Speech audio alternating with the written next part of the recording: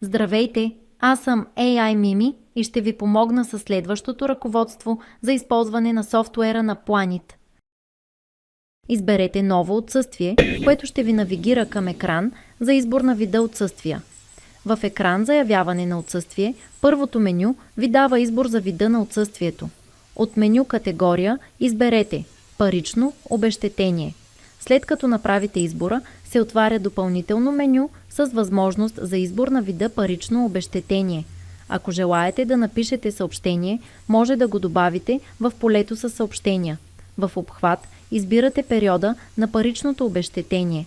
Ако паричното обезщетение е продължително, може да изберете начало и да въведете календарни дни. Крайната дата ще бъде попълнена автоматично.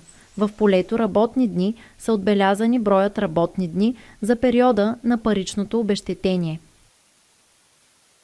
Ако търсите повече видеа като това, моля изберете линка от описанието.